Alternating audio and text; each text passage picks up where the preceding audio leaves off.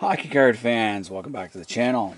Got another lot from eBay that I got from a guy named Roadrunner. I'll put a link to his eBay channel in the description below. And I also went back to Fan of the Sport and bought a couple more cards. I'll leave a link to his Facebook page too as well in the description. Anyway, without further ado, let's check them out. We're going to start with the Fan of the Sport. I only bought 3 cards here. And we're going to start with the least card here. We got the Art Ross trophy, which is in fair condition. Paid $4 for this. Probably overpaid for this one, but it's not in bad shape.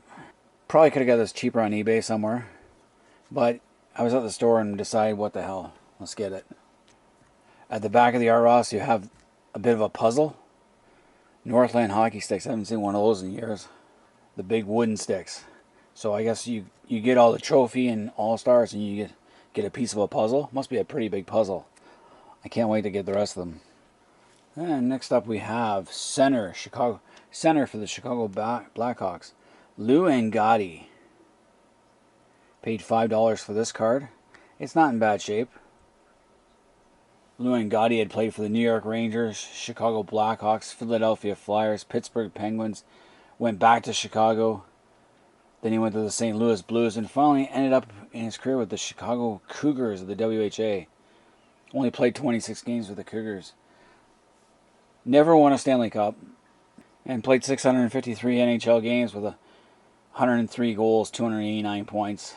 Wasn't a great goal scorer. Probably more of a, I can't say he was a defensive specialist either, because his plus minus wasn't all that great. Probably just a solid second, third line guy.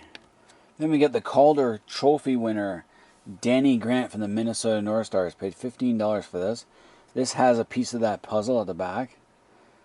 So I think all the All-Stars, trophy winners have a piece of the puzzle. Danny Grant did win a Stanley Cup as well as with the Calder Trophy. He won a Stanley Cup as a member of the Montreal Canadiens before he won the Calder. Interestingly enough. 67-68. He was with Montreal. He played 22 games, had 3 goals, 4 assists for 7 points. And in the playoffs, he played 10 games and had 3 assists for 3 points. So he's kind of like a precursor to Ken Dryden winning the Calder. Ken Dryden played 4 games for Montreal in the regular season, then had that huge playoff run where they upset Chicago in 1971. And then the next year in 72, Dryden won the Calder. Danny Grant did that as well. So he played enough games for Montreal in the Stanley Cup 67-68 when they defeated St. Louis to get his own ring.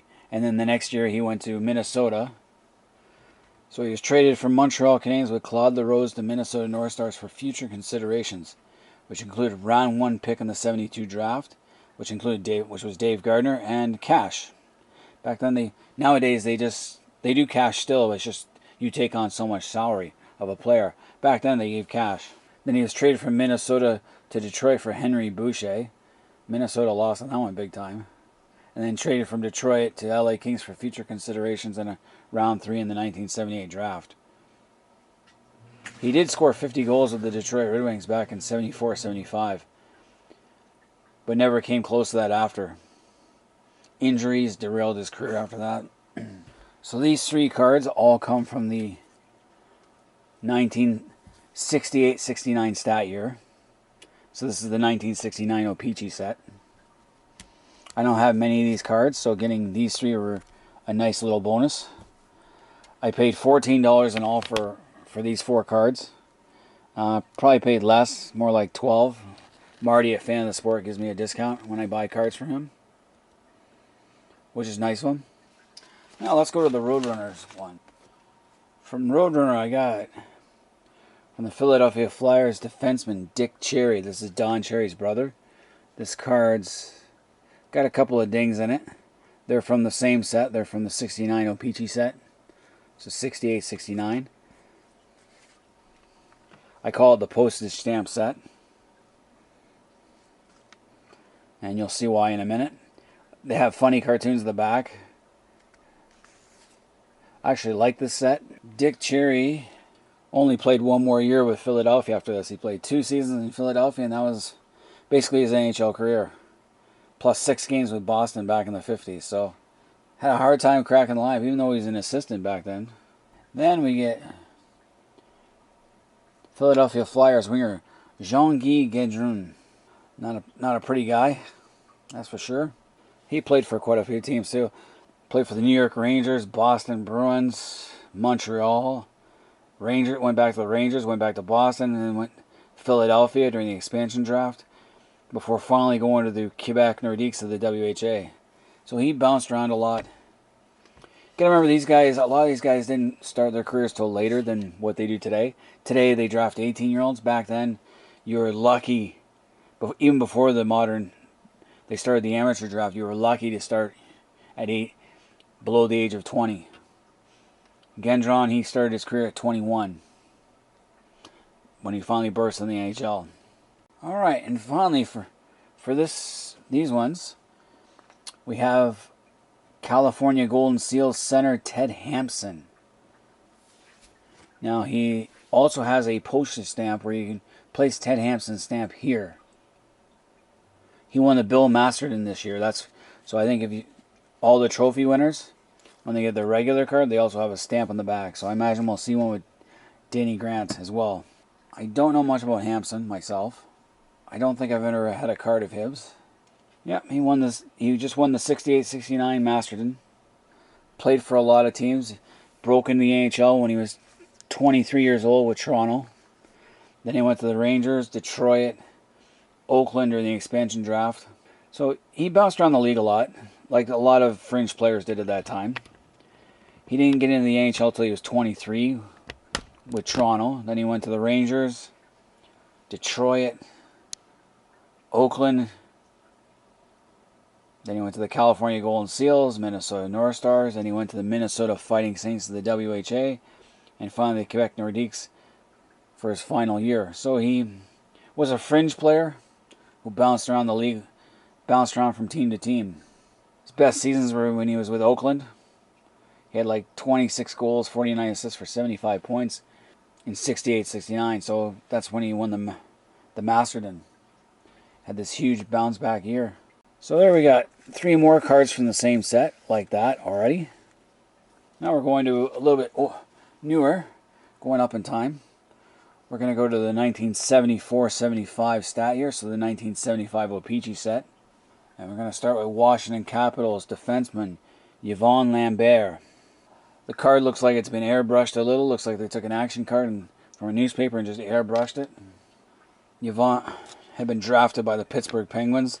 Fourth round, 38th overall in 69 amateur draft.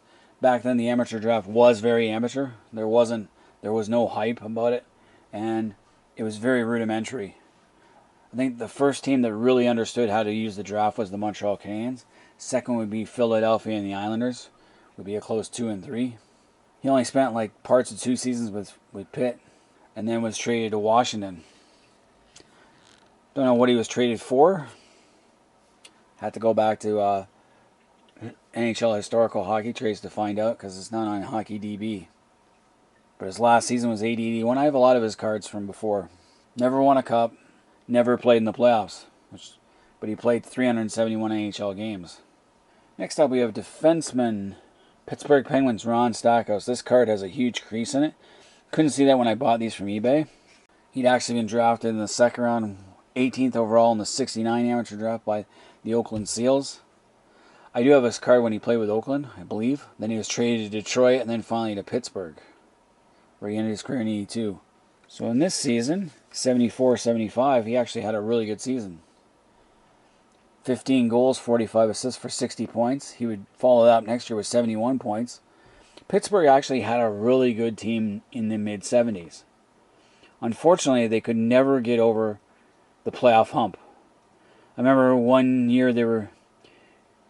of those years they were playing the New York Islanders in the second round. They were up 3-1 against the Islanders and then lost the next 3 games, which is like a recurring theme for them with the Islanders. So like I mentioned, when he was traded, Golden Seals to Detroit Red Wings for Tom Webster, who went on to the WHA. Traded from Detroit to Pittsburgh Penguins for Jack Lynch and Jim Rutherford. I think Pittsburgh won that trade. Alright, next up we have Pittsburgh Penguins center Lowell McDonald. This card's in much better shape. He also won a Masterton in 72-73 with the Pittsburgh Penguins. So he played for the Detroit Red Wings back in the 60s. But he was up and down all the time. And then finally, he went to the LA Kings in the expansion draft. Hated flying. Had a fear of flying back then. So he retired, semi-retired in 1970.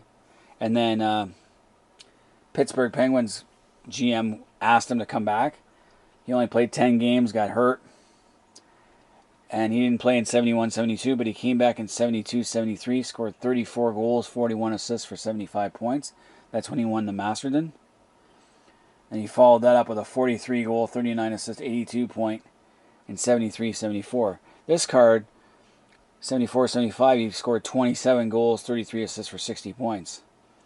So for 4 years, he was scoring around 135 goals in 4 seasons, which was pretty damn good. Never won a Stanley Cup, like I said. 74-75 is when Pittsburgh played 9 playoff games. They got to the second round, but lost to the Islanders, like I said. And he had 6 points in the playoffs.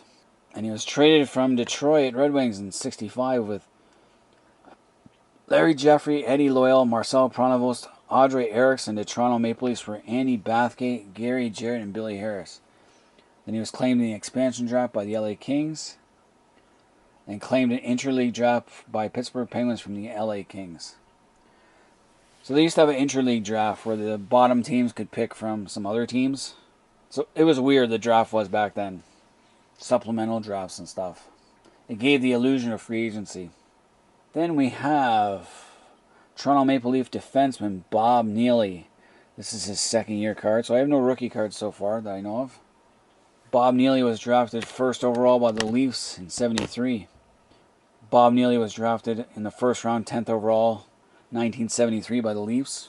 And he was also drafted by the Chicago Cougars first overall, round 1 first overall in 73. But he never played in the W. Ended his career with the Colorado Rockies. Wouldn't call him a great defenseman. And he was traded from the Maple Leafs to Colorado Rockies for cash. So he wasn't that highly sought after. Alright, moving on. We got Vancouver Canucks defenseman Bob Murray. He's airbrushed because they have him in his Atlanta Flames uniform. He was traded mid-season from Atlanta to Vancouver Canucks. You see in the back of his card there. This card's in actually pretty good shape. He only played 4 seasons in the NHL. And he was traded from Atlanta Flames to Vancouver Canucks for a guy named Jerry Meehan, who I have some of his cards. But not a particularly good defenseman. They didn't give him any special treatment. They just airbrushed, made his jersey white. And the last one from this group is Philadelphia Flyers goalie Bernie Parent. This was the card I was looking for. It's in okay shape, soft corners. Bernie Parent is a Hall of Famer. He's also a 2-time Cup winner with Philadelphia.